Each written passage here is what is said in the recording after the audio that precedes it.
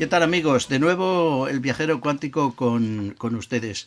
Nos acercamos esta noche a la historia no muy antigua, pero a la historia de España.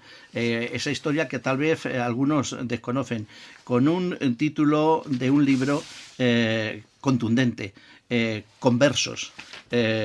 Los conversos estuvieron en España de alguna manera vinculados a la sociedad de entonces durante muchos años. Antes estuvieron los judíos y luego los judíos conversos. Y esta noche vamos a hablar con un invitado de excepción, David Jiménez Blanco. Ha escrito un libro, Conversos, de Salomón Levi, que era un rabino, a Pablo Santamaría, obispo. Una historia sobre nuestros orígenes, los orígenes de España. Es una historia que tal vez no se estudia como se debería en los colegios y que nos afecta a todos, porque ¿quién no tiene o ha tenido en su genealogía algún converso? O incluso, si me apuran, algún judío, ¿verdad, Antonia? Pues sí, no lo sabemos porque España es una nación mestiza.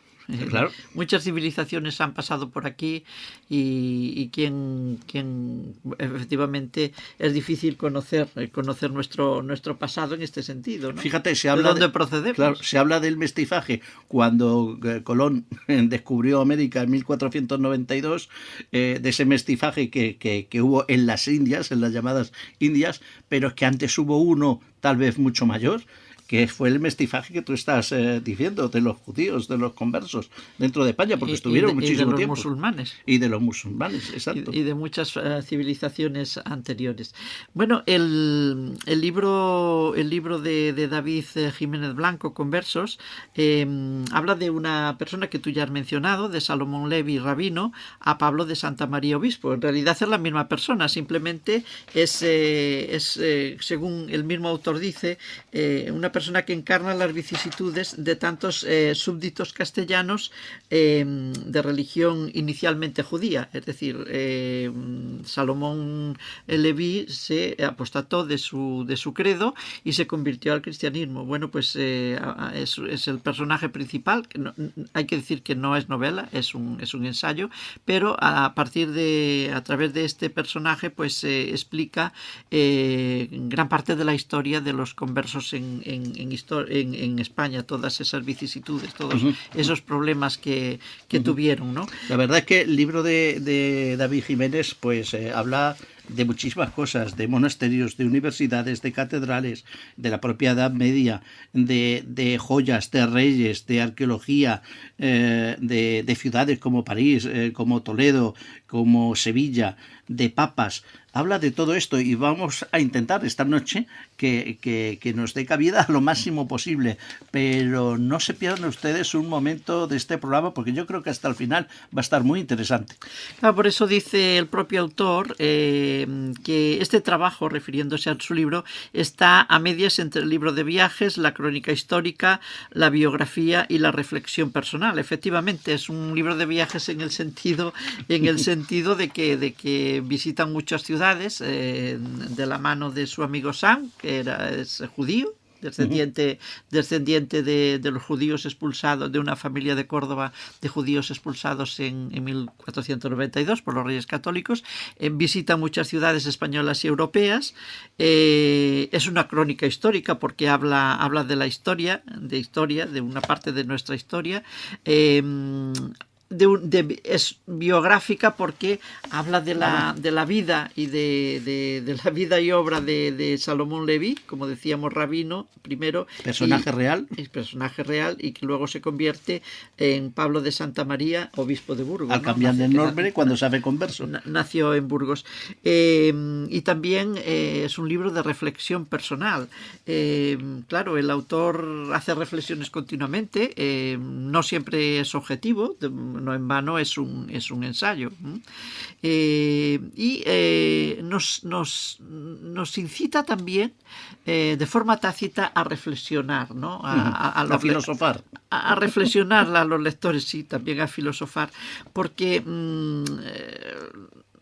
es reflexionar sobre nuestro pasado, sobre todo, pero también sobre el presente, sobre ese difícil equilibrio en la convivencia entre diferentes credos y entre diferentes costumbres que estamos viviendo, más entre diferentes costumbres que entre diferentes credos, ¿no?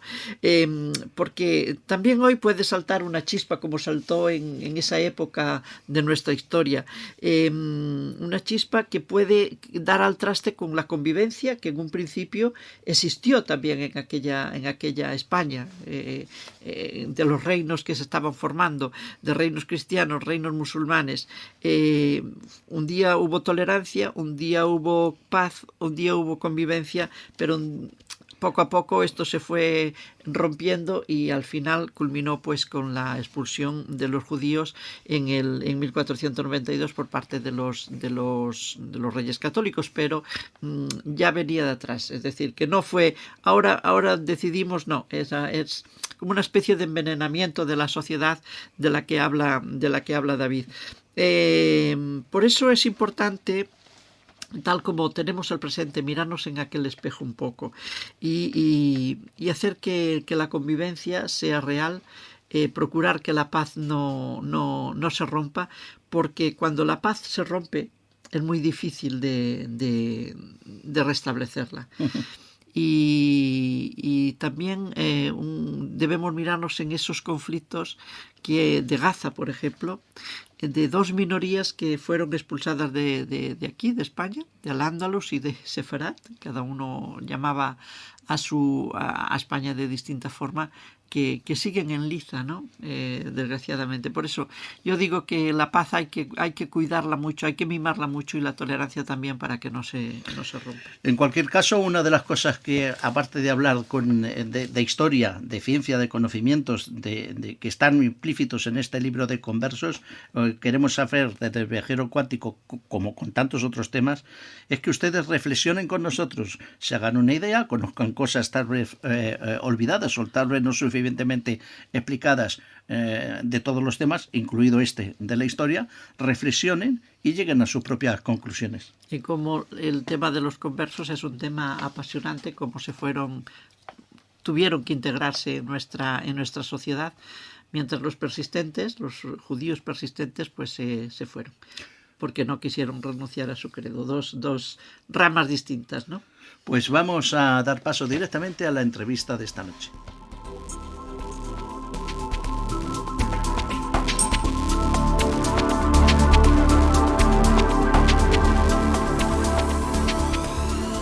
Bien, pues tenemos con nosotros a David Jiménez Blanco Carrillo de Albornoz. Es una persona que ha desempeñado en múltiples empresas y países, pues responsabilidades, la verdad, en la inversión y en la economía. Pero dado el tema que nos trata esta noche, vamos a hablar de una cosa en concreto. Bueno, digo economía, además, fíjense ustedes, es vicepresidente de bolsas y de mercados españoles y presidente de la Bolsa de Madrid. Ahí es nada. Podríamos hablar de economía, sí, pero vamos a hablar a lo mejor de otra economía, de la economía de hace años en España, cuando los judíos estaban en ella, precisamente. Porque ha escrito un libro, es un libro que es contundente, que es muy ameno. Él, como profesor de la CUNEF, de la Universidad CUNEF, y profesional dedicado pues a la filosofía y a la historia, pues ha escrito una maravilla de libro, como es Conversos, que lo tienes aquí, Antonio. Buenas noches. Buenas noches. Te lo puedes enseñar. Conversos, de Salomón Levi, rabino a Pablo Santamaría, obispo. Es un libro de Almufara, es un libro contundente, es un libro con una presentación, una dedicatoria de Manuel Pimentel, ayer nada, el gran Manuel Pimentel, sobre el libro histórico, con lo que habla con de los conversos y de la historia, yo creo que tal vez un poco, no sé si olvidada a propósito o no, de la historia de España. Hace unos días hablábamos de la historia, de la intrahistoria de los Estados Unidos, ¿te acuerdas, Antonia? Hablando del antiguo oeste, parecía que íbamos a ir solamente, iba a ser de tiros y de indios, Y de western, y de pero western, no. de películas, pero fíjate lo que dio de sí ese programa de hace unos días, tal como yo creo que va a dar de sí hablar hoy de los conversos. Buenas noches, David. Buenas Muy noches. buenas Bueno, noches. decía Aníbal, no vamos a hablar de economía, pero hablando del periodo del que vamos a hablar, sí que también tendremos que hablar de la economía de entonces, de lo que representaban los judíos, o los conversos, en la economía de España. Dices en tu libro, dices, este trabajo está a medias entre el libro de viajes, la crónica histórica, la biografía y la reflexión personal. Creo que ese difícil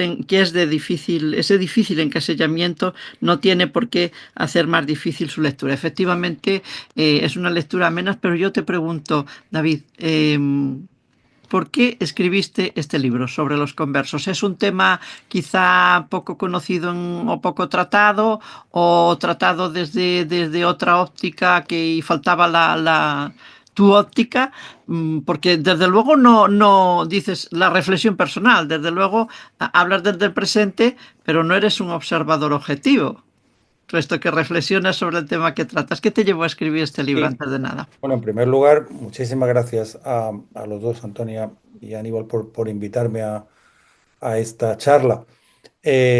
Como decís, mi ocupación profesional durante toda mi vida hay que llevar las habichuelas a casa, supongo, pues me he dedicado más bien a las finanzas toda la vida, pero siempre he tenido una pasión por leer en general y viajar, y por ambas razones por la historia de los sitios que visito. Este libro es un poco la destilación o el destilado de muchos años de lecturas, y porque es un tema que siempre me ha atraído por ser un tema un poco oculto. O sea, una de las cosas que además tiene una cierta similitud con el mundo de la inversión, que es encontrar joyas no descubiertas. Y yo he encontrado que en la historia, no solo hay más episodios en los que ya estoy pensando, de aspectos o de corrientes que se dejan un poco al margen de la historia principal. ¿Por qué? Pues por buenas razones en cada caso. En el caso de los conversos, yo creo, antes has citado el papel de los conversos y de los judíos, hasta 1391 prácticamente no había conversos. Ahí se crea esa clase intermedia entre los cristianos viejos y los judíos, que se llaman los conversos, y que efectivamente tienen un papel económico y social muy importante en los 100 años que median entre ese momento de conversión y luego la expulsión de los judíos en 1492. ¿Y por qué se ha hablado poco de ellos? Yo creo que porque son de los tres estamentos que estoy diciendo, judíos, conversos o cristianos nuevos y cristianos viejos, por así decirlo, el menos heroico de los tres. Es decir, Claro. los judíos que aguantaron el tirón, pues fueron unos héroes aguantando su fe y efectivamente al final aceptando el exilio por no perderla. Los perseverantes que le llamas tú. Los perseverantes, los cristianos viejos estaban muy orgullosos de serlo, y los cristianos nuevos, pues como todos los tránsfugas, por usar la terminología más actual, la gente que cambia de partido o que cambia de país o incluso que cambia de empresa, que es un mundo que yo me he encontrado mucho, siempre tienen una cierta mala prensa entre el grupo que han dejado, Ujú. por razones obvias, pero también entre el grupo nuevo. El grupo nuevo Claro. los ve, pero los ve como alguien un poco sospechoso. Entonces Están los conversos entre dos partes y están como que entre dos perciben. aguas, y además tienen un incentivo desde el principio a no hablar mucho de que se han cambiado. Es decir, Claro, los conversos ocultaban su origen en buena medida. claro. Y más cuando 50 años más tarde de estos hechos empezaron a pedirse certificados de limpieza de De sangre, limpieza de limpieza sangre. de sangre para ingresar en muchas instituciones. Bueno, pues el converso nunca, al converso nunca se le ha, digamos, tolerado mucho que se haga, que tenga un orgullo por ser converso. Ujú. Durante todos los años que duró la Inquisición, que fueron 300 y pico, el converso ha estado ocultando su origen en el mejor de los casos. Por eso mismo, pues nadie ha escrito mucho de los conversos, pero hay muchos rastros de ellos en muchas cosas, eso es lo que he tratado de seguir. Pero esta conversión, David, am, supongo que habría casos en que era una conversión total de credo y de costumbres, pero quizá es posible que hubiera mucha gente que siguiese manteniendo sus costumbres, porque el credo es más difícil bueno, es algo interior, ¿no? Es más fácil de ocultar.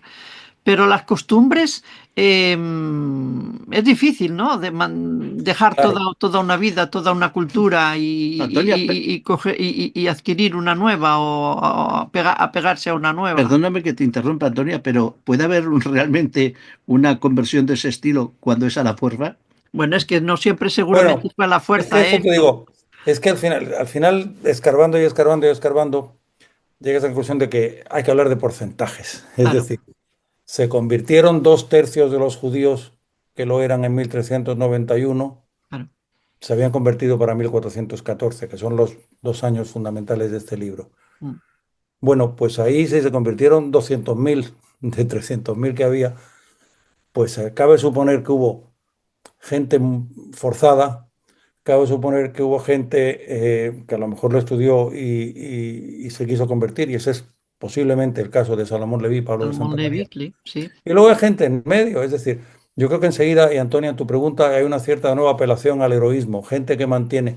Hay mucha gente que A, no es tan religiosa, B, está en un trabajo en el que le conviene decir que es cristiano, pues lo acepta, tira para adelante y ya está. ¿Sabes lo que te digo? Es decir, entre esos 200.000 sin duda hubo muchos que fueron el objeto de la persecución 100 años más tarde por la Inquisición, que Mm, seguían siendo judíos en secreto, llamados criptojudíos o despectivamente mm, marranos. los ranos. Y hubo gente sin duda que se convirtió de verdad, entre otras cosas, muchos personajes de la iglesia, Mm, un siglo más tarde. No ellos, pero sí sus padres o sus abuelos habían convertido al judaísmo, nada menos que Santa Teresa o San Juan de la Cruz. Y eso mm, está archiestudiado. Es decir, que a lo mejor la persona que se convierte más o menos convencida.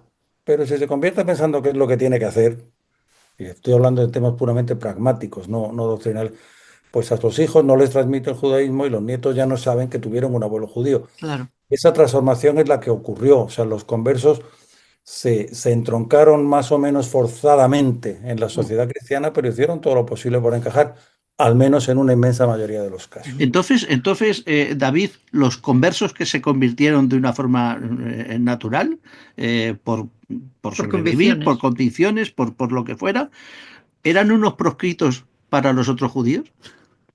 Vamos Para a ver, todo. si los conversos tienen una mala reputación entre los judíos, hay todo un estudio muy, bueno, esa es básicamente casi la base de mis primeras lecturas en torno a este libro. Hay varios libros, uno que se llama Los orígenes de la Inquisición en la España del siglo XV Mm, y otra que se llama Los marranos en la literatura hebrea del siglo XV, que sostienen exactamente esa teoría que estás tú diciendo, que es los conversos se convirtieron de verdad y eran muy mal vistos por los rabinos y Ujú, los judíos que seguían en su fe. Frente a, ujú, esta es una postura de origen judío y defendida por el profesor Benzion Netanyahu, ujú. que es el padre de Bibi Netanyahu, pero que murió hace ya muchos años y que era un ajá. especialista en la Inquisición. Bueno, pues esa es una teoría. La teoría, digamos, de los más partidarios de la actuación en su momento de la Inquisición era que no se habían convertido sinceramente. Pero claro, las dos cosas no pueden ser simultáneamente ciertas, al menos Al para la mismo misma, tiempo. Ujú. al menos para el mismo converso. Claro. Lo que pasa es que es cierto que cuando estás en medio te caen de los dos lados. Claro, Entonces, es lo que y decíamos. sobre todo, además, se te identifica como grupo.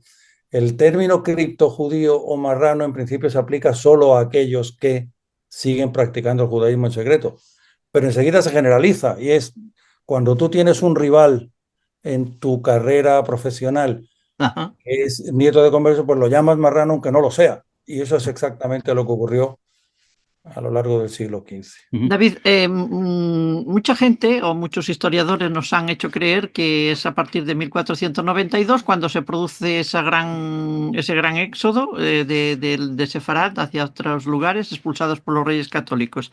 Y lo pone como una fecha clave. Sin embargo, eso viene de una larga historia, ¿no? Porque tú hablas, por ejemplo, de que en España, bueno, o en Sefarad o en Castilla, hubo reinos en los que había un rey cristiano cuyos súbditos eran cristianos, musulmanes, judíos, convivían perfectamente, y en otros lugares pues había reyes musulmanes donde convivían exactamente también cristianos, judíos y musulmanes, ¿no? Y bueno, hubo un momento en que se fue envenenando, ¿no? Por alguna razón, y la puntilla fue en 1492. Pero, ¿qué pasó? ¿Cuál es esa trayectoria para que llegara un momento en que los reyes católicos expulsaran? ¿Fue algo promovido por las clases populares que por alguna razón no quisieron convivir o algo pasó? ¿O fue promovido desde el poder ese Es envenenamiento complejo entre las todo, gentes? es complejo lo que preguntas. Empiezo por establecer 1492 es una fecha muy importante, sin duda, o Mm, sea, eso no le quito ninguna importancia. claro. Lo que me voy es 100 años antes a ver cómo empezó el lío. Y el lío, como todos estos mosaicos que has hablado tú, tanto de reinos cristianos, Castilla y Aragón, que, bueno, y Portugal, que no es objeto de mi libro, pero durante mucho tiempo en la Edad Media, digamos que los reyes mandaban menos que lo que los reyes absolutistas o desde el Mm, Renacimiento mandaban. Y mm, por tanto tampoco podían imponerse estrictamente a todo. La gobernanza era bastante de mosaico, es decir, en las ciudades y en los pueblos había comunidades cristianas, hebreas y musulmanas, y existían, entre otras cosas, tres derechos, es decir, cada comunidad se gestionaba bastante a sí mismo. Las relaciones entre comunidades pues tampoco eran muy profundas, la gente tendía a casarse dentro de su propia religión, etcétera, etcétera. Y por tanto, bueno, pues ese mosaico existía porque nadie tenía un poder para aplastar al otro, por así decirlo. A medida que los estados se fueron haciendo más fuertes en detrimento de los nobles, a medida que las ciudades también fueron ganando en autonomía, pero también estando más sujetas a los reyes y no directamente a los nobles, pues se fue uniformando todo. Y esa uniformidad creciente se dio primero en muchos reinos de Europa y se dio en último lugar en el reino que durante la Edad Media era el territorio que era el más mestizo de Europa. España era mestizo por buenas razones, porque había tenido una islamización desde el 711 y luego la corriente contraria. Pero en ambos casos habían quedado restos, es decir, en el avance musulmán hacia el norte quedaron muchos cristianos dentro, que eran mozárabes, mm, y a la vuelta, pues de los reinos cristianos quedaron muchos musulmanes dentro que eran mudéjares. exacto. Judíos había en ambos casos. Los judíos nunca hubo un reino judío, pero sí mandaron bastante, muchos de ellos. Entonces, esa especie de equilibrio duró muchísimo tiempo. ¿Cuándo empezó a empeorar? Pues yo creo que me da la impresión de que la tendencia era un poco inevitable. La tendencia a la homogeneización viene desde la creación de los estados. Pero momentos concretos a señalar, pues las grandes catástrofes y las guerras siempre hacen ser menos tolerante con las minorías. La peste negra, Que tú la mencionas en el libro. 1347-48, que menciono en el libro, fue algo que en toda Europa llevó a grandes ataques antisemitas, un término del siglo XIX, antijudíos, y se les culpó de muchas cosas. Fíjate que digo antijudío y no antisemita ser importante por una razón. Mm, En un planteamiento puramente religioso del problema, si la minoría perseguida o por lo menos poco favorecida es la minoría judía, tú te sales de esa minoría con la conversión y has Claro. solucionado todos tus problemas, eres cristiano y no se vuelve a hablar del tema. El tema que sí es peculiarmente español es el odio al converso. ¿Por qué? Porque en los demás sitios no hubo conversos, hubo asesinatos y Y expulsión. expulsiones y ya están los progromos que le Asesinatos y llamaban. expulsiones y a lo mejor alguien se convirtió, pero muy poquita gente. Ujú. En cambio, en España, la expulsión, por supuesto, el asesinato en los momentos peores y es un horror en todo caso, pero la expulsión se dejó siempre como un último recurso. España siempre tendió más a la conversión, forzosa en buena medida, pero conversión que te sacaba del problema. Dices en tu libro que era en España había más tolerancia que en el resto de Europa. Sí, sin la Había duda. como una especie de calma tensa, ¿no?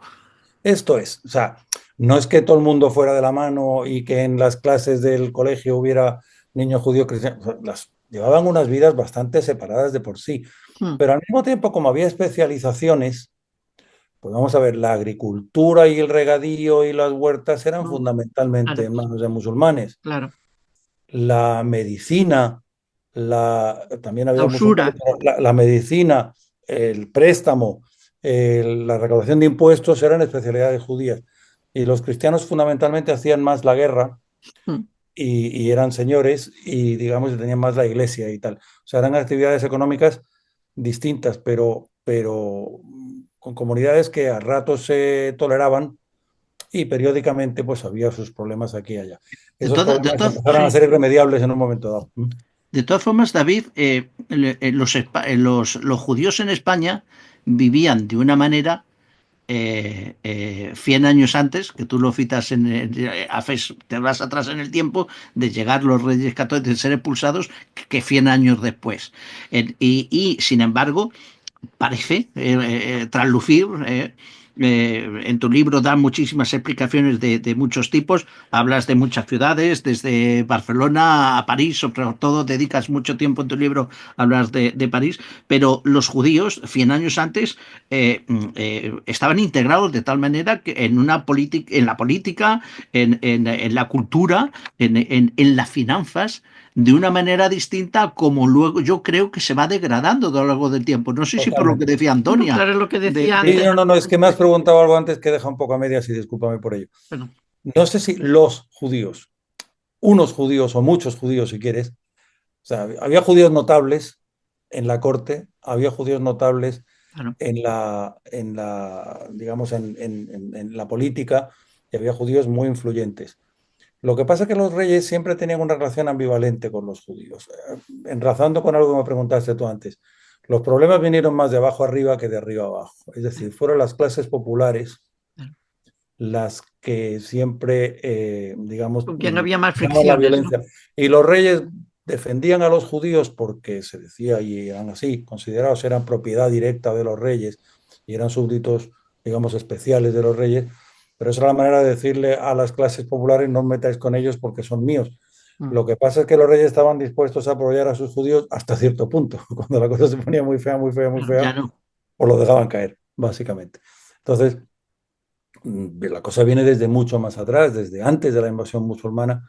Con los visigodos empezaron las leyes represivas del judaísmo en España. Luego eso tuvo un respiro durante todo el periodo intermedio, como explico en el libro, tanto a la ida como a la vuelta. Es decir, los judíos le venían muy bien siempre al que llegaba como nuevo gobernante claro.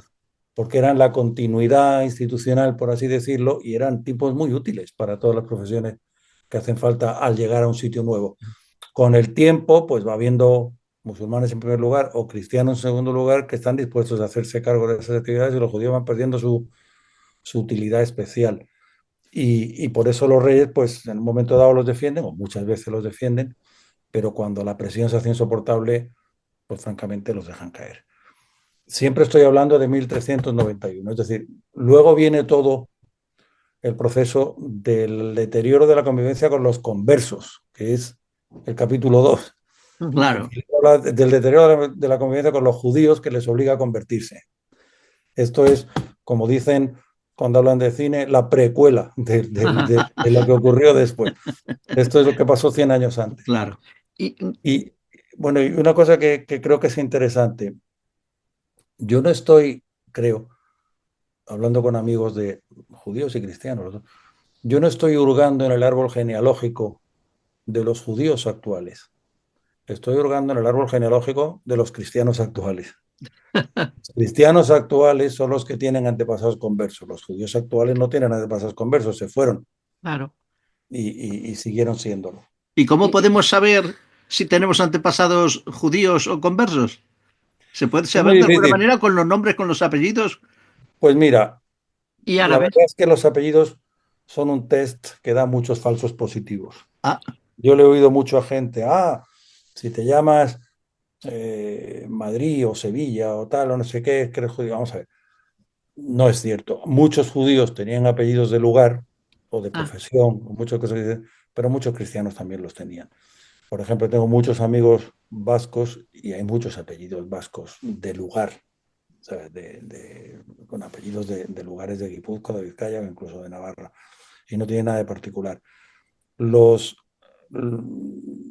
el test de apellidos que a mí me da la impresión de que da mejor resultado, de converso, no de judío, pero un converso no es más versos. que un judío convertido, son los apellidos que hacen referencia a santos. Porque, como Pablo de Santa María, como Jerónimo de Mm, Santa Fe, sí. como muchos de estos, al convertirse, pues a lo mejor era el santo del día, o era la advocación de la iglesia en la que se habían bautizado, o era lo que fuera. Es un apellido, yo creo que es un signo bastante frecuente de procedencia conversa. Y enmascarar más la procedencia. Bueno, pero si lo enmascaras de una manera que todo el mundo sabe que es una máscara, no sé si te sirve Ya. mucho la Bueno, máscara. hablas Pero, de. Perdón, perdón. pero sí que es así. No, no, no, pero es cierto que, pero es que es lo que dices tú, es que luego hay muchos cambios de apellido. O sea, el converso durante 200 o 300 años estuvo tratando de ocultar que lo era. Entonces, no creas tú que es fácil encontrar por los apellidos. La gente se cambiaba de apellidos mucho. Los apellidos actuales que vienen de los censos son del siglo XIX. Hasta entonces, la gente tenía una mezcla de mote, apellido, lugar de origen y todo mezclado. Muchas veces, como en el caso de Santa María, cada hijo tiene un apellido, se llaman García de Santa María, o se llaman de Santa María, o de Cartagena, o de tal. O sea, no, no son apellidos tan fijos como ahora. Ujú. bueno, el protagonista de tu novela Es pasa de ser de Salomón a, ahí no me acuerdo entonces, Salomón Levi, Samo- rabino, a Pablo de Santa María, obispo de Burgos, ¿no? Bueno, sí. nació en Burgos en 1352, indicas, ¿no? Y fue en 1391 cuando su conversión al cristianismo produce una auténtica conmoción entre los judíos, ¿no? Y ojo que no es inventado, que es real, ¿no? No, no, no es novela, claro. Esto no es novela, esto es absolutamente Esto es una real todo. investigación a Esto fondo. es. Este personaje, a mí lo que me ha sorprendido investigando sobre él es que no se conozca, que no sea más conocido, porque es un tipo que tuvo Claro. dos carreras o incluso tres carreras, si separas la carrera eclesiástica y la política dentro del cristianismo y la carrera que hizo como judío, hizo tres carreras que para una persona llenarían una vida perfectamente. Hizo tres carreras. Fue rabino hasta 1390. Una de las polémicas es en qué año exactamente se convirtió, y Mm, yo me inclino por el 1390 por una serie de razones, es decir, un año antes de los pogromos. Y además eso me lleva a pensar que se convirtió porque se convenció de ello, y a lo mejor se convenció porque pensó que le convenía. Es muy difícil saber qué hay dentro del alma de las personas, no lo claro. sé. Pero estudió mucho el cristianismo hasta 1390. Y desde ahí hizo una carrera eclesiástica muy buena que le llevó a volver a ser obispo de Burgos, ciudad de la que había sido rabino, y se metió en política y llegó a ser canciller real, que digamos jefe de la Casa Real de Enrique III el Doliente y tutor del rey Juan II, padre de Isabel la Católica. O sea que estaba increíblemente metido dentro de todo. Ujú. Y es un carrerón que me parece que es una persona que concentra o que encapsula muy bien lo que tantos y tantos conversos por aquellos mismos años debieron experimentar. Claro, pero David, Leví o Pablo de Santa María es una persona de una clase social alta. Claro. Eh, Supongo, tuvo el más fácil la vida, pese a que apostató, o que otras personas de clases inferiores, eh, Sin duda. lograr convivir, lograr enmascarar, lograr Y quizá bueno, yo creo que él mantener. tuvo dos ventajas. Uno, era un tipo muy conocido y de clase alta e influyente y rico antes de la conversión y rico después de la conversión, porque en aquella época los obispados tenían unas rentas importantes también. O sea que es un señor de clase alta, por definirlo así, sin duda. Yo creo que le favoreció eso, no todo el mundo tuvo igual trato, Claro. y también le favoreció el ser de los primeros. Los primeros conversos son generalmente bien recibidos, se ve como un logro de la Iglesia Católica el haber conseguido por fin atraer a hermanos descarriados que acaban de ver la luz.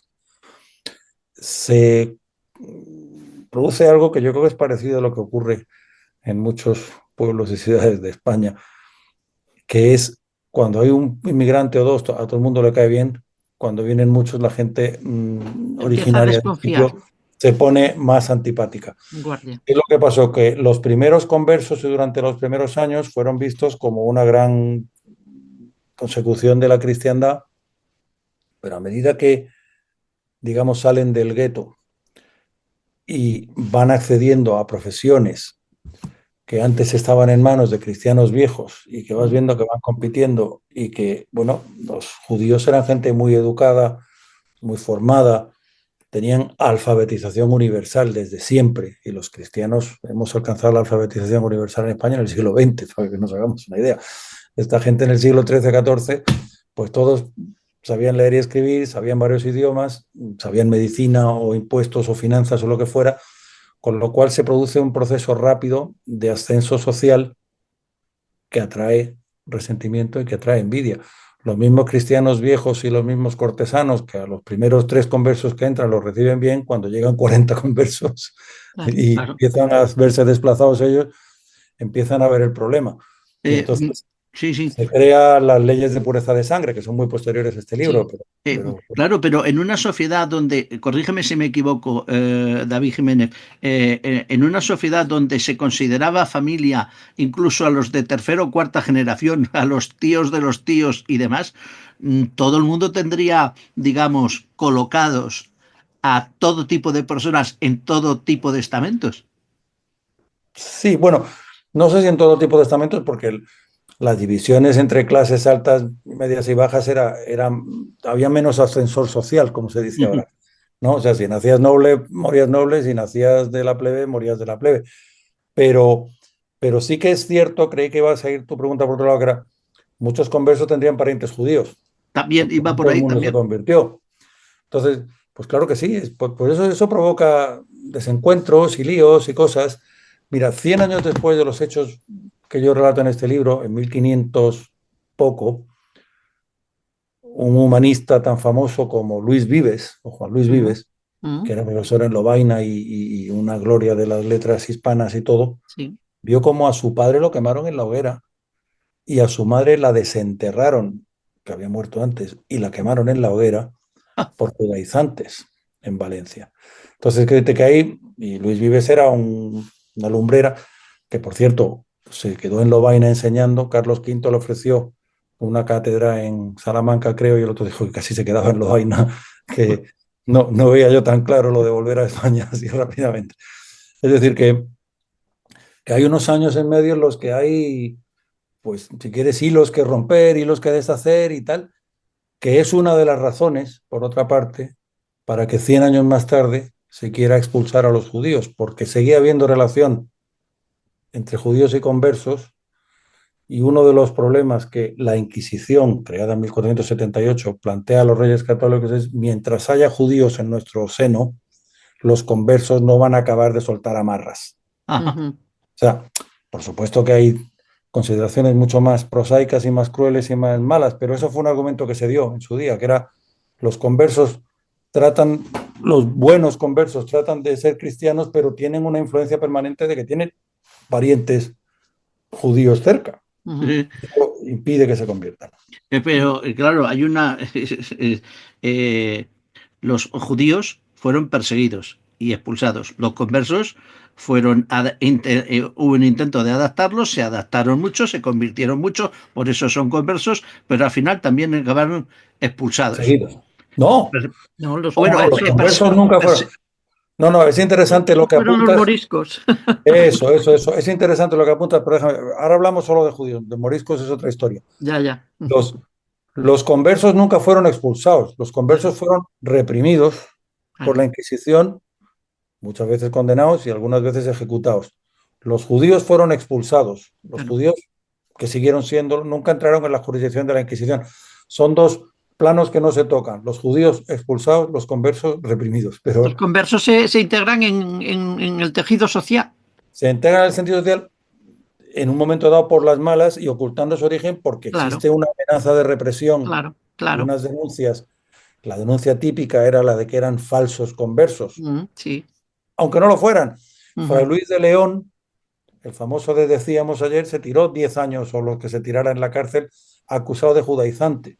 O sea, se No, te no, acusaba por cualquier razón y la acusación que te llevaba a la cárcel era la de bueno, judaizar. y la mala prensa seguía. ¿Sí? Recuerdo, por ejemplo, el famoso soneto de Quevedo Claro, hacia a Góngora, Góngora, que le acusaba de ser converso, ¿no? De no tener claro. limpieza de sangre y lo ridiculizaba. Bueno, era una rivalidad entre los dos Pero se que, usaba, pero es decir, la rivalidad tendría el origen que tuviera, pero se usa, ese argumento, a poco que estuviera a tiro, se usaba ¿No, cruelmente. no recuerdas el soneto, sí, Antonia? eras un hombre a una nariz pegada, eras un pez mal barbado. Nariz superlativa. No lo sé. No era una nariz superlativa, Sí. érase un burro panza arriba, Sí, ¿no? pues ya que hablamos de narices y de fisonomía, antes decías que lo de los apellidos era, bueno, había que cogerlo un poco con pinzas, ¿no? No siempre es lo que Sí. pensamos sobre tener apellidos de lugares de procedencia, del lugar, etcétera. Y la fisonomía, Pues supongo que también, vamos a ver, es que es muy difícil persona a persona. Cuando tú claro. vas a una calle de una ciudad española Mm, y tú luego vas a una calle en Grecia o vas a una calle en Nápoles o vas a una calle en Tel Aviv, sí, te aseguro que la gente se parece muchísimo. a que sí. Entonces, como grupo. Luego uno a uno, tal, pero cualquiera de nosotros podría estar en cualquiera de esos cuatro sitios perfectamente. Yo no creo que la fisonomía mediterránea sea tan distinta Bueno, de una. No, Antonia siempre dice que yo tengo nariz de judío, o sea que... Eso te digo. bueno, será Bueno, hoy en día existen análisis de ADN, converso, pero yo creo que converso. son, El ADN. Oye, perdón, son Sí, hay poco. una fecha, bueno, la que hemos explicado antes de 1391, que es cuando Leví se convierte al cristianismo. Eh, en algún lugar del libro he leído que se produjo, no sé si es una nota del editor, la mayor transfusión de sangre de la historia. ¿Esto es una metáfora o Sí, fue una práctica médica no, real? eso es una metáfora, no hubo Ah, transfusión de sangre, que yo sepa, pero es una metáfora no lo digo, perdón, David, lo digo si era una práctica médica, porque como los no, no, judíos sabían no, mucho de medicina, digo, ¿es metáfora o fue real? no, es metáfora y aunque la ha puesto el editor en la portada, sale de una frase que digo yo, porque era, digamos que había un cuerpo cristiano viejo fundamental Ujú, y un cuerpo judío y hubo ujú, una transferencia de ujú. sangre, si quiere, Sí, del cuerpo judío que no se mezclaba mucho sí. con el cuerpo cristiano que no se mezclaba mucho, pues ahí hubo, se abrieron las compuertas y hubo un pase de sangre de este lado a este lado tremendo, pero no es una absoluta metáfora, no es ninguna práctica médica. Bien, bien. Hablas también de la Inquisición, que la Inquisición de Francia, que se inicia en Francia contra los cátaros de Languedoc, ¿no? ¿Fue un modelo para la Inquisición de Fernando e Isabel? Sí, es decir, una cosa que como habréis visto dedico un capítulo entero es a bajar un poco de su pedestal a Francia y a subir un poco la autoestima de todos los españoles. Todos los españoles tenemos siempre la idea de que aquí hemos hecho todo lo malo del mundo y Francia es una maravilla. Digo, vamos a ver, que hay muchas cosas que no son así. Francia quemó Talmud primero, expulsó judíos 6 veces antes que España y a otro logro indudable, entre comillas, de los franceses es que pusieron en marcha la primera Inquisición.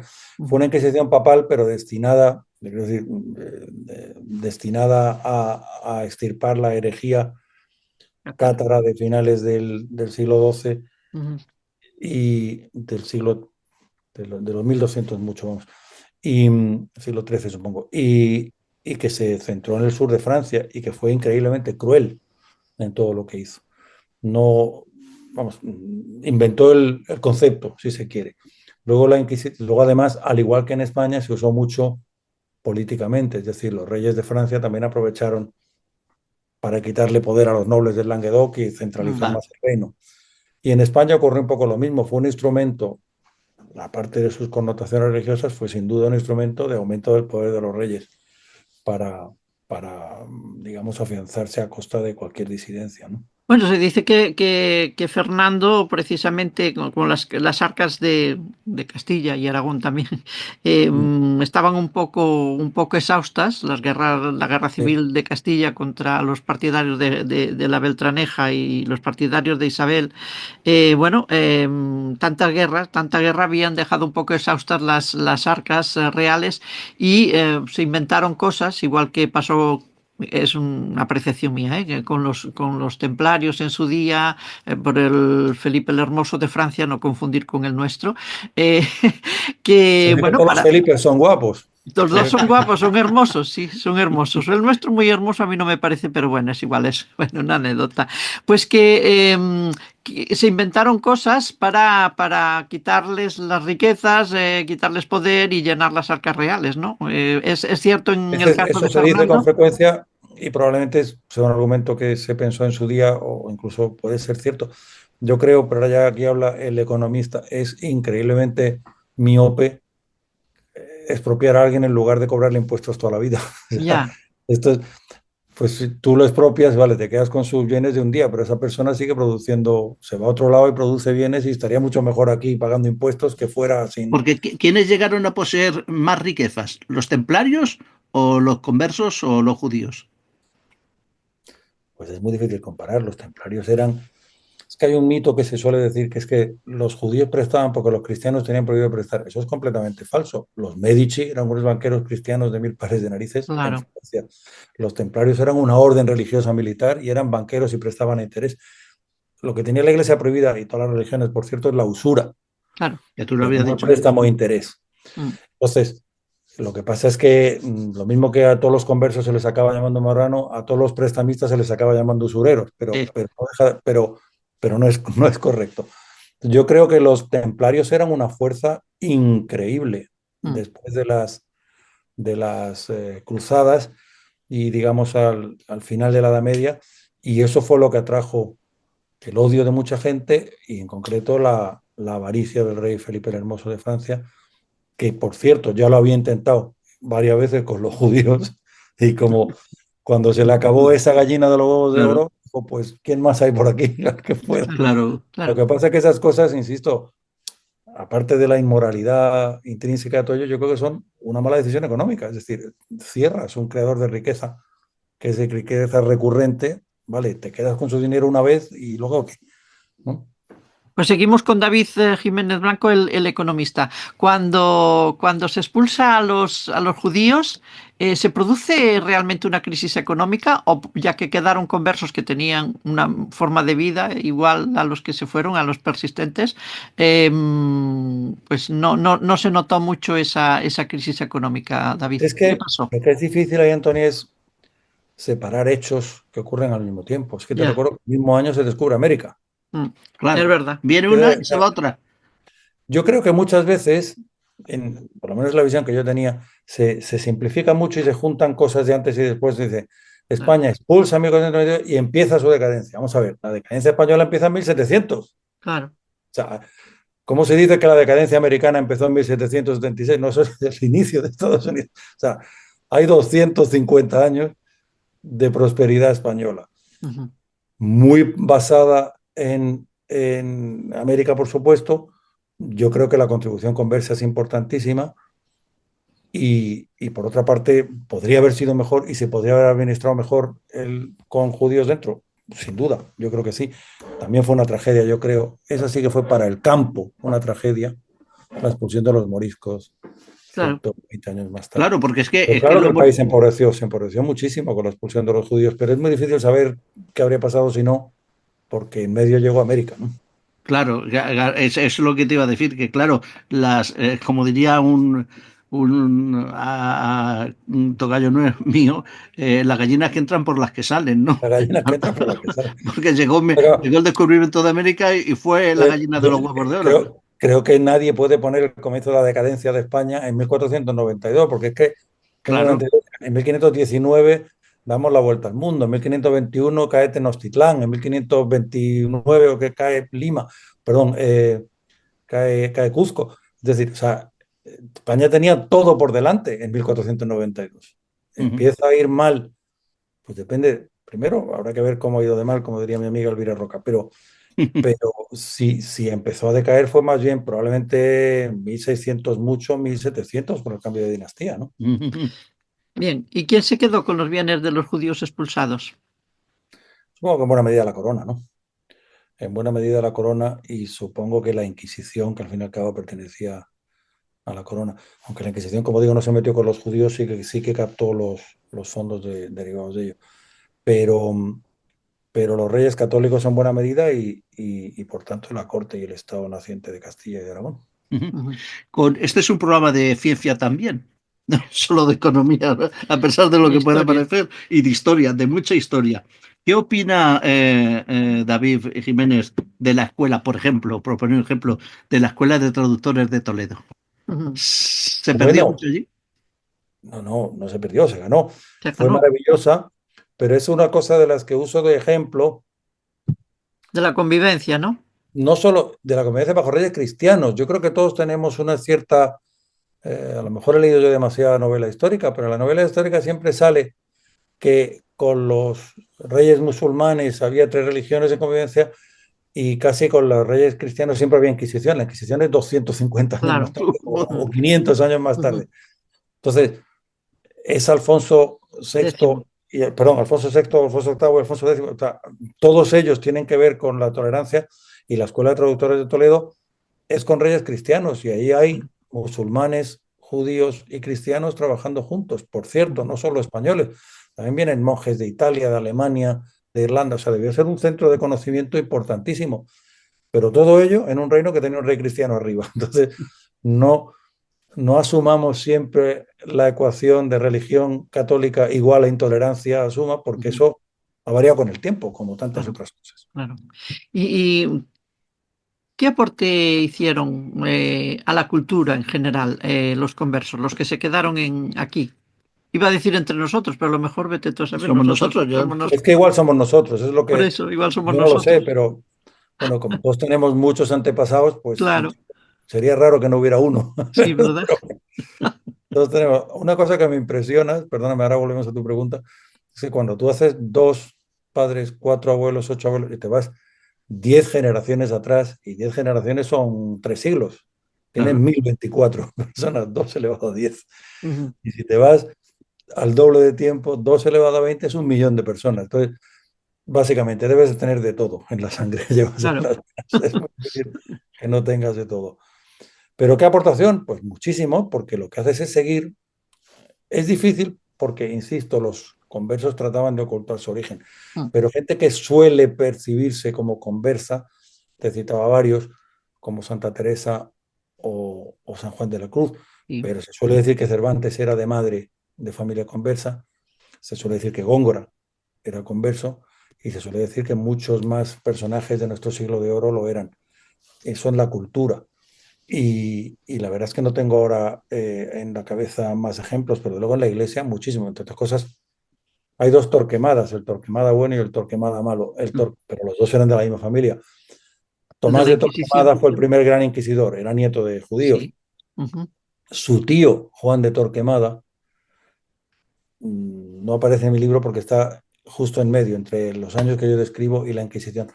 Pero su tío Juan de Torquemada, en torno al 1450, escribió unos libros maravillosos explicando por qué los conversos eran igual de cristianos que los cristianos viejos, con un argumento teológico, si quieres, muy bonito, que era la fuerza del bautismo. Dice, Claro, no puede, el cristiano viejo que dice, no, aunque se haya bautizado, claro, sigue siendo defectuoso, y entonces le estamos negando a Dios claro. El poder la de capacidad regenerar. de bautizar.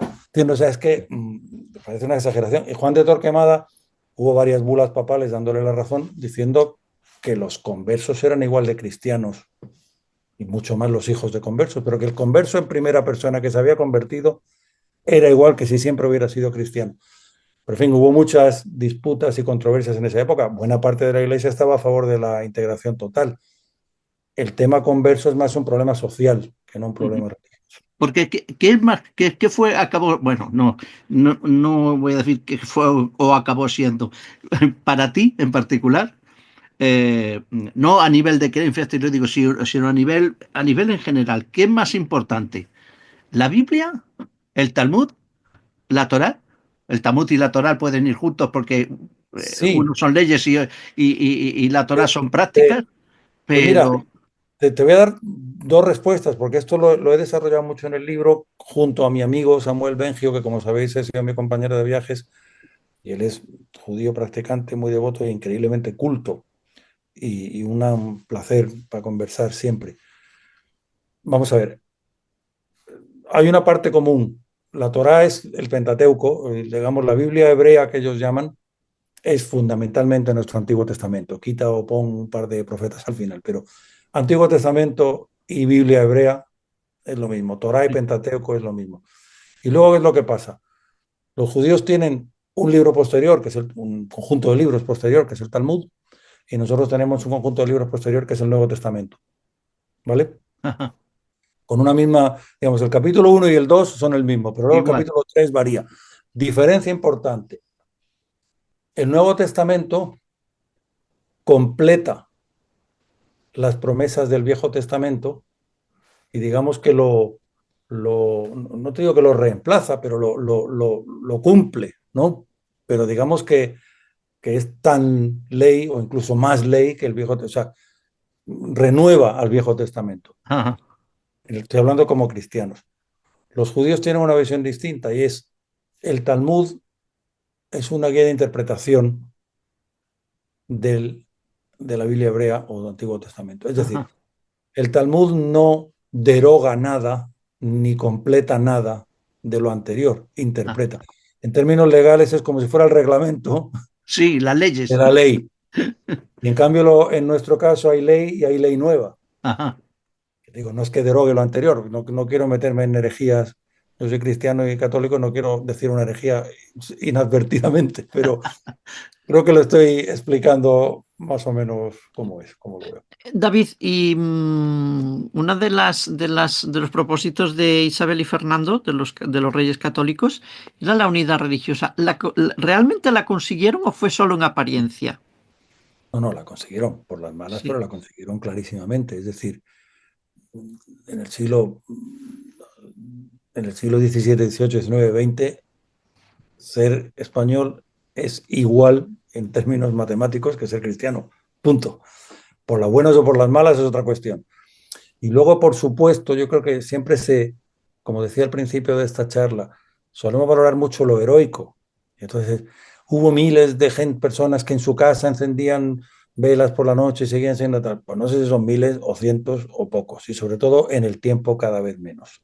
Ujú. Eso mismo que yo digo es lo que dice Netanyahu, que es que de verdad que héroes no hay tantos, que la inmensa mayoría de la gente que se tenía que ir se fue y que el que se quedó, por supuesto que alguno habría que haya mantenido el heroísmo hasta el final, pero que no cabe contar en general con que los seres humanos son heroicos durante 500 años, 10 generaciones seguidas. Eso no ocurre. ¿Y cuándo se dejó? Bueno, Entramos en los últimos sí, 10 sí, minutos, pues Antonio. me quedan unos temas Ay, no creo tengo que son muy ninguna. importantes, pero ¿cuándo se dejó de buscar en la limpieza de sangre? ¿Cuándo se dejó de mirar de reojo a los conversos? Pues mira, Una fecha, bueno, bueno, no, vamos no a hay ver, al fechas final de fijas, la ¿no? Son Inquisición, procesos, supongo. fíjate que yo he incluido en el libro una cosa que me dio mi madre cuando vio que estaba escribiendo este libro, que es un certificado de limpieza de sangre de un tatarabuelo mío, Bueno, miento, del padre de un tatarabuelo mío, 1823, para ingresar en un colegio mayor en la Universidad de Granada, Colegio Mayor San Bartolomé de Santiago, tuvo que presentar un certificado de limpieza de sangre Qué barbaridad. que explica, digamos, la investigación hecha por la Inquisición, que la verdad es que a falta de ADN es una investigación bastante simple, que era preguntar por ahí si sus padres o si sus abuelos eran moros o judíos o habían tenido problemas con la Inquisición. Y como no era así, y pues pudo presentar su certificado de limpieza de sangre. Pero eso es tan reciente como 1823, que es más o menos cuando desaparece la Inquisición. Abolió María Cristina, ¿no? Esto es. Una Pero, regente. pero digamos que la represión, imagino que fue de más a menos.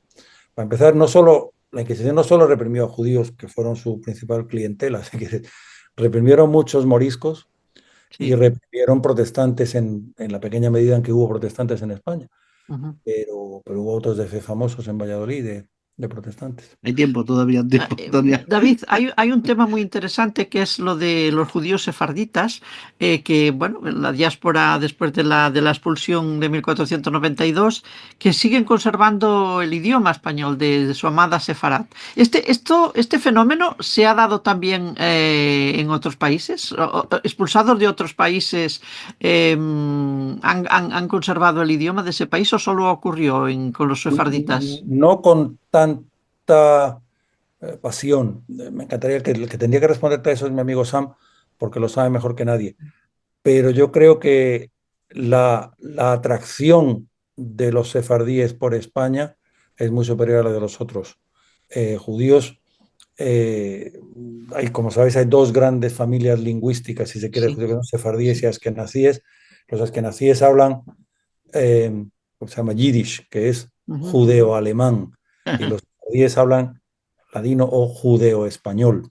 Ujú. Pues el yiddish, por supuesto, que ha permanecido mucho tiempo, pero los judíos que hablan yiddish no están deseando volver a Alemania todo el día.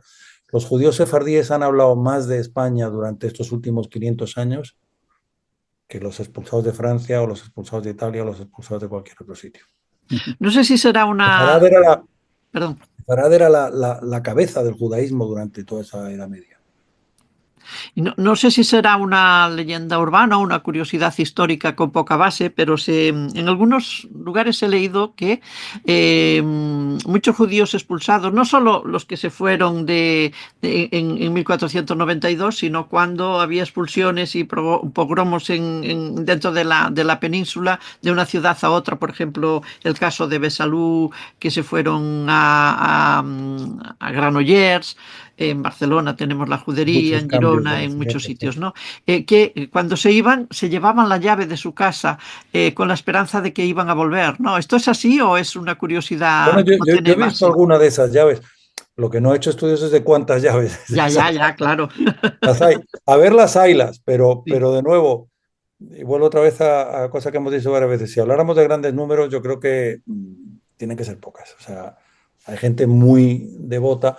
Lo que sí mantienen, aparte de una llave física o no, una cosa que admiro en mis amigos judíos muchísimo es un conocimiento de su propia historia, poco frecuente Ujú, entre cristianos, digamos. ujú. Pues sí.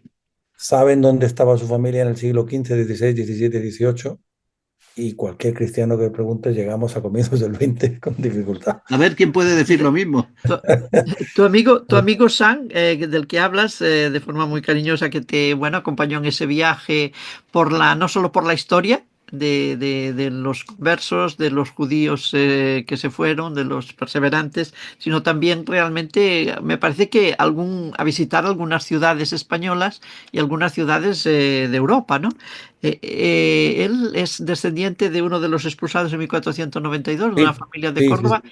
¿Él conserva esa llave o lo que No, no conserva la es tiene. una No, buena historia de su familia, de no todo la lo que tiene, pero sí pasó? que te puedo decir de Córdoba dónde fueron, luego tal, y de que llegaron a Marruecos, y en Marruecos estuvieron en varios sitios, y luego cuando su padre se fue de Tánger a Ceuta, cuando la creación del Estado de Israel, Marruecos, o en el año 56, yo creo que fue en la Guerra de Suez, expulsaron a muchos de sus judíos y él se fue a Ceuta, que ya para entonces España era otra vez un buen lugar para el que volver, y así volvieron a España.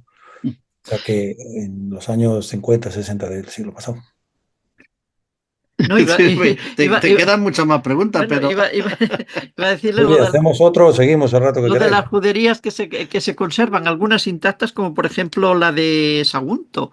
En Barcelona también hay, en Girona habíamos dicho, en Besalú, en muchos lugares. En realidad lo que hacían era no destruir los bienes, sino ocuparlos, ¿no? Aquellos que... Sí, también ha habido mucha restauración, ¿eh? Es decir, Mm. lo que vemos, Girona es un buen caso, un buen ejemplo, pero Sevilla es otro buen caso. La judería de Sevilla está preciosa, pero está muy arreglada. Es Ya, ya, decir, ya, ya. que luego han pasado por ahí generaciones y generaciones. Claro. Efectivamente, hubo destrucciones, sobre todo hubo destrucciones de sinagogas, algunas se convirtieron en iglesias, pero otras sencillamente fueron destruidas. Pero bueno, la gente ha seguido viviendo allí en buena medida y mucho en el siglo XIX y XX también se ha embellecido todo mucho. Ajá. Hay una iglesia de la que hablas, me parece que es Habla de de la muchas, Blanca. de Bien, monasterios y de no, pero catedrales. yo he visto una fotografía muy Ah, Santa en bonita María en la Tolosa, Blanca. Sevilla, claro. en Sevilla, Santa María la Santa Blanca. María la Blanca, La Qué Blanca, que preciosidad. bueno, tiene un techo con caracteres parece de merengue. que no son cristianos, ¿no? Que son Bueno, pero eso también es posterior, fíjate allí, es porque hay posterior. frescos de Murillo, es decir, es que luego viene el siglo XVII y el XVIII y el tal. O sea, luego es que ha pasado mucho tiempo. Las dos sinagogas que siempre se cita como más parecidas a su forma original La de son la Toledo, de Santa quizá. María la Blanca de Toledo y la del Tránsito de Samuel Jaleví de Toledo. Esas dos son muy hebreas de forma todavía. Ujú. ¿Y cómo distinguir en iglesias cristianas restos de sinagogas? En el caso de las dos de Sevilla, que citamos Santa María la Blanca y San Bartolomé, es porque tienen entradas laterales. Las sinagogas tienen una entrada de hombres y una entrada de mujeres. Ajá. Ujú. Y las iglesias generalmente tienen una entrada en el fondo, en el punto más lejano al altar. Ujú. Cuando tienen entradas por los lados es una buena pista de Ujú. que probablemente fuera una sinagoga en algún Es momento. un tema que nos ha quedado, el papel de la mujer conversa, igual que el papel de la mujer judía, pero no va a dar tiempo ahora para eso, y si no que Pues, se lea el libro de David, David Jiménez. pues parecido a la cristiana, Vale. seguramente. Pues Sí, mandaba en casa y mandaba poco fuera, como la cristiana. claro, exactamente igual. Bueno, es un tema, a mí me ha apasionado, es un tema precioso. Me queda una cosa, Hubo, Antonio. hubo un mestizaje, todos somos herederos de aquel mestizaje. Y quería yo preguntarte algo.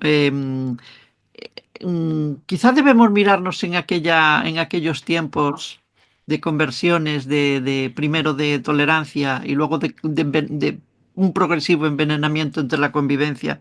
Porque tú dices que la convivencia entre distintos siempre es difícil, ¿no? Tiene que haber un equilibrio. ¿Hay un cierto paralelismo en esta nuestra España de hoy con aquella Sefarad? Con aquella España de Bueno, entonces, con más que en aquella España, yo Castilla. diría en el mundo, pero si quieres hablamos también de España en particular. Yo creo que la convivencia entre diferentes tiene algo de milagro siempre. O sea, la tendencia a hacer tribus homogéneas, querer sentirse parte de una tribu homogénea y odiar al que no forma parte de ella, es un instinto muy ancestral y muy viejo. O sea, las tribus neolíticas mataban al que venía, se acercaba y era de otro. Exactamente, sí. En la convivencia con diferentes, ahora parece que nos gusta hablar de diversidad y de tal, y de que por primera vez, vamos a ver, la tolerancia ha existido antes. Si no se cuida, Se rompe. es frágil y se puede acabar. Yo creo que fue un milagro maravilloso lo que duró en España, Mm. pero acabó, por cierto, como acabó en casi todos los demás sitios, con una mayoría imponiéndose a una minoría y expulsándola, obligándola a convertirse o matándola. Es una pena, pero eso ha ocurrido más veces. Como ahora el mundo es más amplio y más diverso, me refiero a que tenemos un acceso más cercano a gente muy lejana. Ya no convives solamente con la gente que vive en tu pueblo. Claro. Primero, en tu pueblo hay gente más diversa, si quieres, que hace 40 o que 80 años. Pero por otra parte, en un avión de 2 horas o en 4 horas, en un avión de 2 horas estoy en Marruecos y en un avión de tal estoy en Rusia en 4 horas. O sea, hay mucha más permanencia de todo el mundo en la vida de todos los demás. Entonces, Ujú. o aprendemos a compartir un planeta sin tener que ser homogéneos, o acabaremos muy mal. Entonces, yo creo que me parece un tema, por difícil, me parece increíblemente importante cultivarlo, porque no lo podemos dejar a que tú dejas a la gente y todo el mundo se va a llevar bien. Pues Ujú. no, tú dejas a la gente, se organizan en grupos que se organizan contra otros grupos. Bueno, Y hay que esto que insistir mucho. estás diciendo, David, es una loa al entendimiento, pero aún me quedaba a mí una pregunta y si quieres me la contestas y si no, no, porque a lo mejor se sale un poco del libro, pero no puedo evitar hacérsela a un economista como tú. Y es el ámbito judío hoy en día. en el mundo. En cuanto a las finanzas, en cuanto a la economía, eh, mm, hoy en día los judíos sabemos que están por todo el mundo perfectamente Claro. integrados, de alguna manera. Y por tanto, las finanzas y la economía. Cosas como lo que está pasando ahora mismo en Israel, con esa guerra en Gaza, eh, pueden influir, y de hecho están influyendo en la economía mundial. Pero el mundo judío, ¿hasta qué punto está influyendo también en la economía mundial para todo? Bueno, vamos a ver, el mundo judío, yo discuto incluso que exista un mundo judío de esa manera. Es decir, yo trabajo en finanzas muchísimos años, hay muchos judíos, hay una inmensa mayoría de no judíos. Es decir, que es que también nos los señalamos más por serlo, pero que Pues tienes créeme, razón, sí, que pero no es que los judíos dominen las finanzas, es una simplificación enorme. como arquetipo, si quieres, pero Es un arquetipo que lleva mucho a esto que te estoy diciendo, que es identifico a un grupo y le echo culpas de cosas. Yo creo que esa es la base del antisemitismo y del racismo en general, identificar a un grupo, ponerle unas cualidades homogéneas, identificar a cada persona que pertenece a ese grupo con las cualidades de todo el grupo y además echarle la culpa de cosas. Yo creo que eso es una simplificación a evitar, en primer lugar. En segundo lugar, pues claro que la guerra actual es un lío. Bueno, la guerra, si Dios quiere, recién terminada, pero en todo caso, la guerra es la situación terrible. Lo que pasa es que guerras ha habido siempre, ¿eh? Y guerras terribles ha habido siempre. Y luego se acaban y se tendrán que llegar a un entendimiento, contentamiento sí. también para convivir por allí.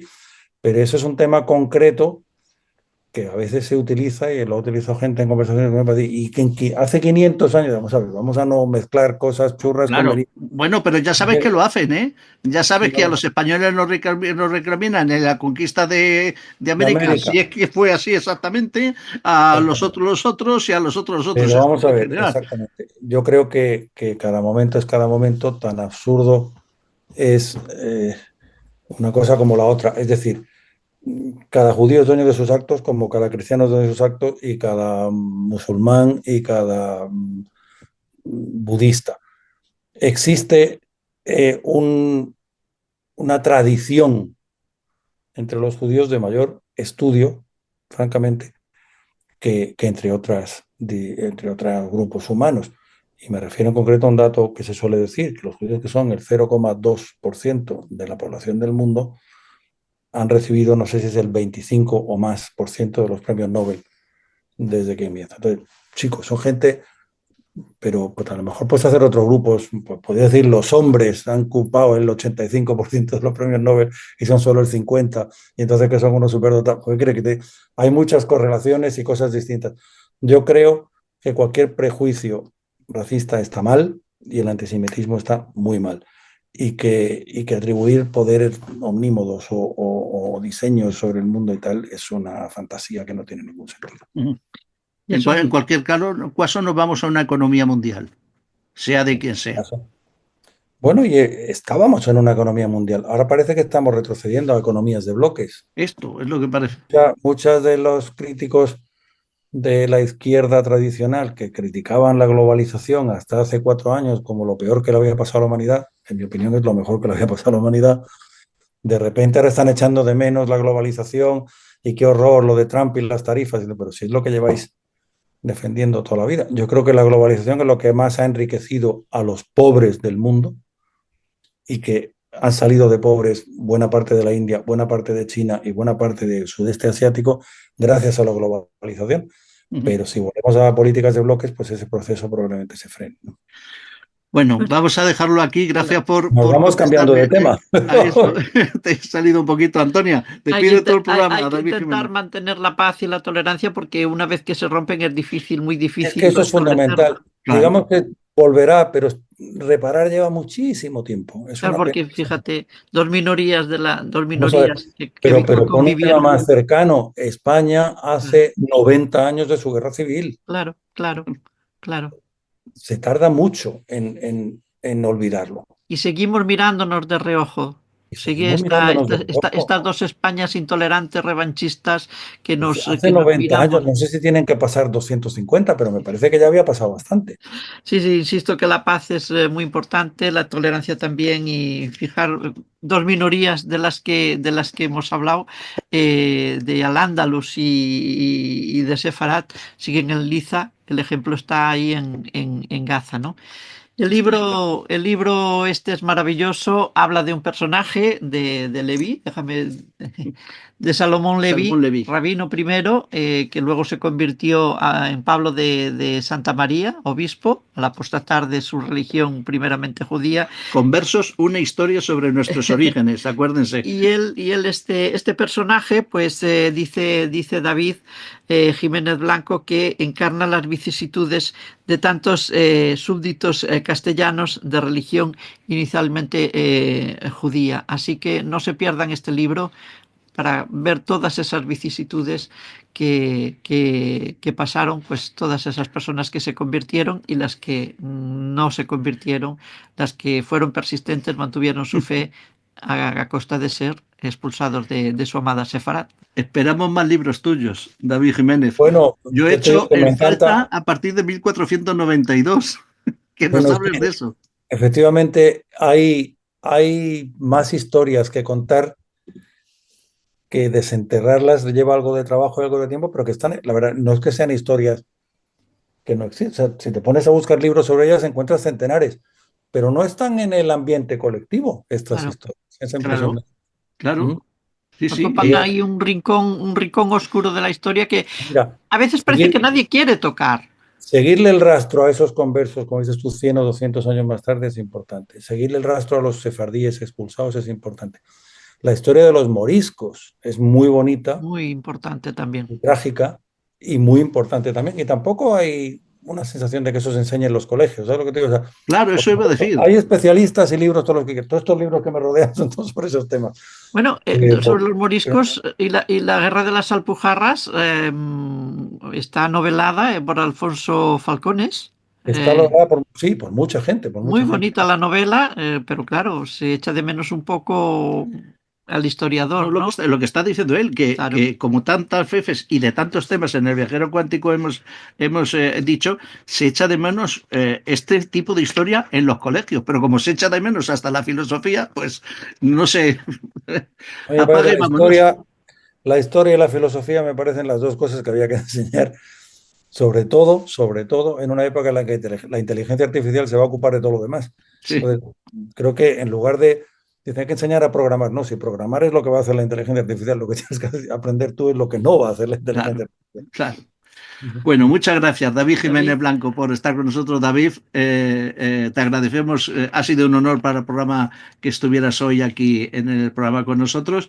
Y el libro Conversos, de esto y de muchísimo más, habla y está ilustrado con fotografías en color, este libro de Almufara, y que te agradecemos mucho pues que hayas estado con nosotros y a la editorial también que nos pusiera en contacto. Pues muchas gracias a vosotros por invitarme, Aníbal y Antonio, me lo he pasado muy bien y a vuestra disposición para seguir hablando de lo que sea. Muchísimas gracias. Cuídate. Hasta Hasta luego. luego. Dios.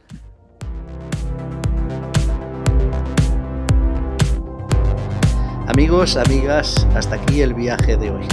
Nos volvemos a ver en la próxima aventura del viajero cuántico. Gracias a todos por estar ahí.